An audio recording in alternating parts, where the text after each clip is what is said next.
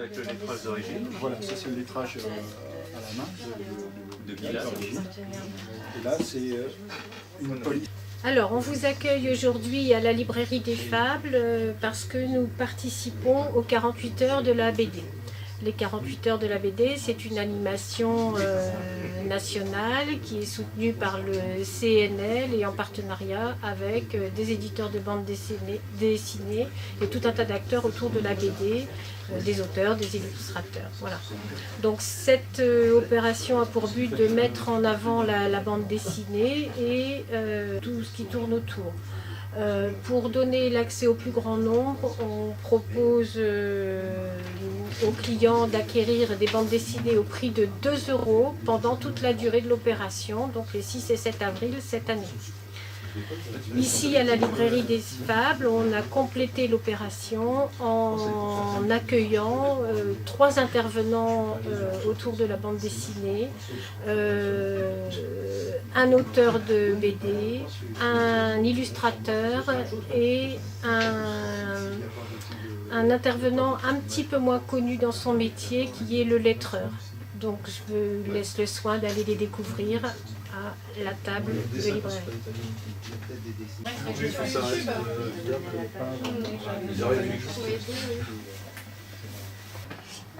Bonjour, je m'appelle Guy Bury, je suis lettreur de bande dessinée.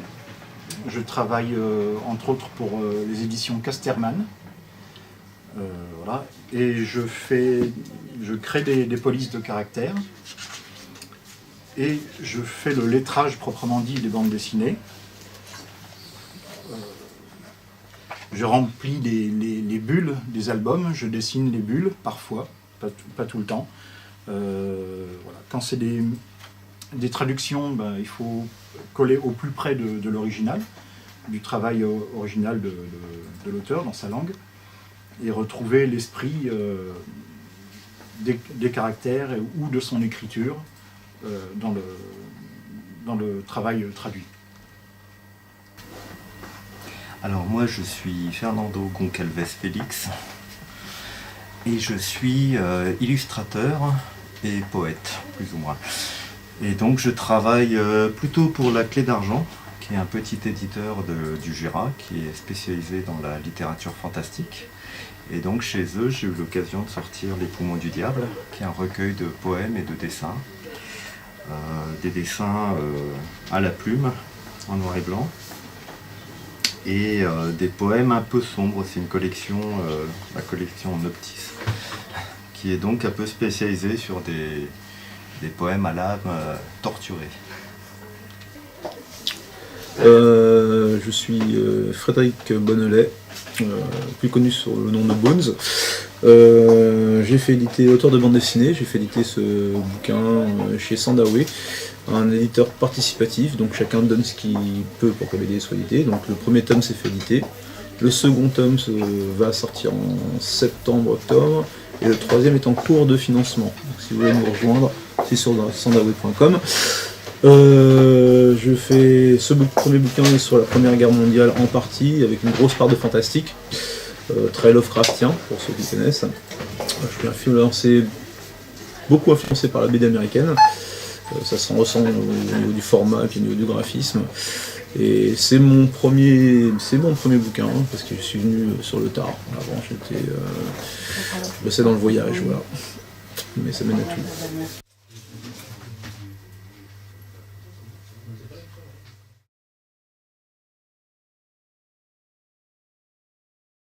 Du coup, Mig, bonjour. Bonjour. Alors, Mig, nom de plume de Bip Bip, on ne doit pas le dire, né le 12 décembre, Bip, nous ne devons pas le dire, à Ronchin, en France, on est d'accord, donc est un auteur de bande dessinée et animateur français. Tout bon? Oui, exact. Donc Wikipédia, je vous remercie. Voilà. Après avoir été diplômé de l'ESAT, donc qu'est-ce que c'est que l'ESAT? Alors l'ESAT, c'est l'école supérieure d'art appliqué et textile, donc à Roubaix. D'accord, de Roubaix. Donc tu as obtenu ton BT maquettiste, donc BT c'est brevet technique, c'est... Brevet technique, maquettiste. Option dessin animé. Voilà. Pour celles et ceux qui sont intéressés pour faire ce métier, vous savez ce qu'il vous reste à faire. D'accord, donc particulièrement connu, donc tu l'es dans le monde de la BD et de l'animation, ce que tu me disais, pour avoir travaillé sur des œuvres comme Wakfu, Ogrest, de Fous Et mon assistante m'a rajouté Pet. Ouais, Dofus Pet. Dofus Pet. En fait, c'est une bande dessinée. En fait, pareil, c'est les Dofus Pets. En fait, c'est les petits familiers, les petites créatures dans le jeu. En fait, chaque personnage, chaque héros, en fait, a une petite créature qui est avec. Et l'idée de base de Dofus Pets, en fait, c'était de se dire, quand on a ces créatures-là, on les trouve. C'est un petit peu, on a son inventaire, et puis on change, et puis des fois on en jette. Et en fait, moi, je m'occupais de tous ces animaux qui étaient jetés, donc c'est une sorte de SPA dans le monde des 12. Le monde des 12, c'est le monde de Dofus. Et donc, en fait, ils sont tellement bien, ils sont gardés par Mémé. Donc, Mémé, c'est la propriétaire des lieux. Et en fait, ils sont tellement bien qu'ils n'ont pas envie d'aller de retour dehors, parce qu'ils vont se faire attaquer, tout ça. Donc, c'est un peu une guerre en interne pour rester le plus longtemps possible. Donc voilà. Tu as également dessiné donc, pour Disney, notamment Winnie l'ourson. Oui, alors là c'était dans ma période quand j'étais indépendant. Je continuais aussi un petit peu quand j'étais chez Ankama. Donc là c'était en fait des bandes dessinées dans les magazines Winnie et donc les Winnie Lecture et Winnie Magazine. Donc c'était des bandes dessinées d'à peu près 6-8 pages. Ça revenait tous les mois, comme ça, et c'était vraiment sympa. Donc, Mig, auteur ou dessinateur? Auteur complet, puisque je fais maintenant aussi du scénario. J'ai mis un long moment avant d'en faire, parce que j'avais des idées, mais je ne me sentais pas de me lancer tout seul dans la partie. Et en même temps, j'avais eu l'occasion d'avoir des bons scénarios aussi pour pouvoir justement travailler dessus. Donc c'est un peu au bout d'un moment où j'ai pu sur Zatoichi Shuan avec un manga mais en one shot, et après Ogrest, là c'est une série en 5 volumes, là c'est moi qui suis au scénario, et donc j'ai pu me prouver aussi à moi-même que je pouvais y arriver, et donc voilà. Et puis après là j'ai plein d'autres projets en tête. Là tous les scénarios que j'ai pu faire c'était sur des licences existantes. Maintenant j'ai hâte aussi de développer mes propres personnages et propres univers. Alors, on a vu, tu as dessiné, scénarisé de très nombreux personnages. Lequel ou lesquels préfères-tu? Est-ce qu'on est attaché à ces personnages? Oui. Enfin, moi, je suis vraiment... En général, j'ai tous les personnages que j'ai pu faire en BD. C'est vraiment par souhait. J'ai rarement... Enfin, par exemple, j'ai jamais eu, à part peut-être dans des boulots publicitaires, où des fois c'est des bandes dessinées en ligne blanche, mais toutes les bandes dessinées que j'ai pu faire, c'est vraiment un choix. Donc c'est un avantage, parce que tous n'ont pas la possibilité de le faire. Beaucoup doivent passer par des boulots un peu de commande sur des trucs pas forcément folichons. Je pense à des BD comme Billard ou des trucs comme ça. Bon, je pense pas que les mecs qui m'ont fait de gaieté de cœur. Mais voilà, j'ai pu choisir un petit peu tout, alors que ce soit des bandes dessinées où je crée le personnage d'après un scénario, donc avec un scénariste, soit c'est moi qui l'ai créé, soit sur des univers existants. J'ai toujours travaillé avec des personnages qui m'interpellaient. J'ai vraiment, quand je lis un scénario, si vraiment il n'y a rien qui me touche, j'ai déjà eu plein d'occasions des fois d'avoir des scénarios qui étaient vraiment brillants, bien écrits, mais à aucun moment je me projetais dans les personnages. Et ça c'est un peu embêtant, parce qu'on se dit on va les traiter comme si on était spectateur et pas en étant à l'intérieur, et c'est problématique. On l'a vu, tu es employé chez Ankama. Comment se passe une journée type de travail chez Ankama? Alors une journée type, déjà je me lève, c'est dur. J'habite, alors j'ai 3 heures et quelques de train aller-retour dans la journée. Donc parce que j'habite à 50 km en fait de Roubaix, c'est pas non plus énorme. Mais rien qu'avec les changements de train, donc c'est bus, train, métro, et après encore la route à pied. Et en même temps, je préfère. J'ai pris l'habitude justement avec les transports, c'est de pouvoir fractionner ma journée, parce que j'avais déjà fait en voiture, mais en voiture il y a le stress et tout. C'est dans le train, alors soit bus, métro, je peux lire. Dans le train, quand j'ai la chance d'avoir un train avec des tablettes qui se rabattent, moi je peux dessiner.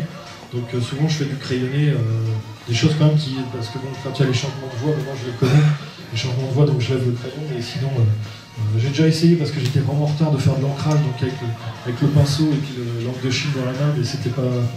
J'ai dû pas mal retoucher quand même. Christian Rossi, qui est magnifique aussi. C'est vraiment jusqu'au bout, on arrive à la fin, on se dit, enfin on sait, en fait les deux, Boun Boun et puis la Gloire des Races sont un peu les deux, même, enfin pas de même genre, mais on arrive au bout en fait, au plus on lit, au plus on va vers cette chute vertigineuse, et il y a vraiment quelque chose de, comme si on était coupé du monde, quoi. Il y a vraiment, quand on a la peur de la feuille blanche, comme on dit, prenez une feuille, faites un trait dessus, et puis voilà, on s'en fout. La feuille blanche, dès lors, en fait, comme on a l'impression de vouloir faire quelque chose de beau, souillez la feuille, et puis comme ça, elle sera souillée, puis vous pouvez y aller, il n'y a plus de retenue. Et souvent, par exemple, de prendre du papier mâché ou des choses comme ça, c'est pas un papier beau et luxueux, ou sur lequel on a peut-être plus d'appréhension et de crainte, de prendre le papier machine, c'est un papier, c'est en ramette de 500 feuilles. C'est pas très cher, c'est accessible, et la qualité du papier elle est vraiment plutôt bonne. Tout type de support confondu, on peut faire dessus, on peut faire de l'aquarelle dessus, donc forcément ça gondole. On peut toujours tendre quand même la feuille, mais voilà, ça reste quelque chose, c'est un peu la ramette, on a la ramette, on a un stylo, un crayon, hop, on prend la feuille, pouf, et on y va. Il y a le côté automatique qui est hyper plaisant, et selon les envies en fait, voilà, d'y aller, quoi. Moi, ce que je fais en travaillant chez Ankama, j'ai toujours fait aussi d'autres projets aussi à côté. Donc je gérais les deux, même si c'est pas toujours facile, parce que je faisais, par exemple, le petit livre Oublié sur un banc, c'est chez Grand Angle. On a fait aussi les fanzines, donc sur l'univers rockabilly. Donc on a créé aussi des personnages, donc ça c'était en dehors. Souvent on doit s'y prendre quand même vachement en avance, quand il y a une date butoir, souvent qu'on dépasse d'ailleurs. Mais en fait, la difficulté, c'est de gérer, puis de gérer aussi sa fatigue, parce que semblant de rien, ça prend beaucoup de temps.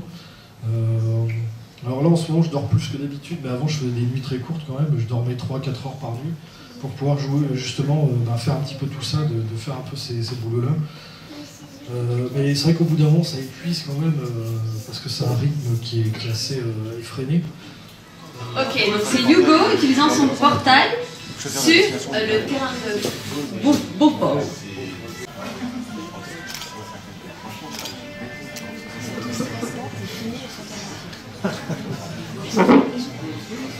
Bonne bouchée.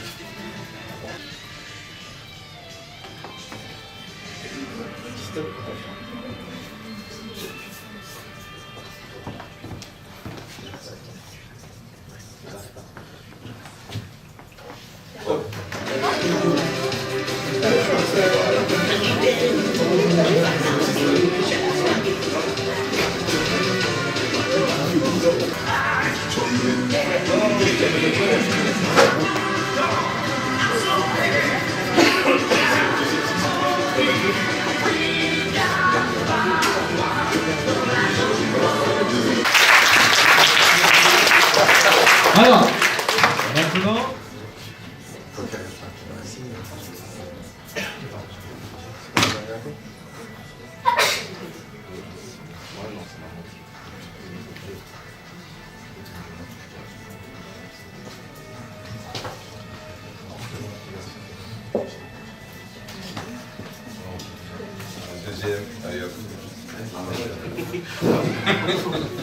il y a bien Son Goku qui fait son Kamehameha à la poste. À la poste. Ce qui est bien surtout avec Wakfu, c'est qu'il y a vraiment ce sentiment de liberté, parce qu'ils ont pu justement s'affranchir de plein de choses, parce que le jeu a marché, et que le dessin animé aussi a marché, on a pu justement vraiment se libérer de beaucoup de barrières qu'on aurait pu avoir. Voilà, donc là c'est l'animé d'Ogrest, donc là ça a été animé au Japon, donc par des équipes, donc quelques animateurs japonais, des animateurs, donc comme je disais, qui avaient travaillé pour Disney, ou alors des dessinateurs, des animateurs français et du studio. Très bien, merci Mick. Alors, avant de passer à la séance de dédicace, je voudrais remercier Mick forcément d'être venu cet après-midi avec nous. J'aimerais également mettre en avant les 48 heures de la BD pour lesquelles nous sommes ici aujourd'hui. Donc c'était le vendredi 6 avril, donc samedi 7 avril aujourd'hui, les 48 heures de la BD. Donc chaque année, nous essaierons de reproduire des événements de la sorte. Maintenant qu'on connaît le collectif Rockabilly, ça va être un peu plus simple. Voilà, j'espère que vous avez passé un agréable moment dans notre compagnie.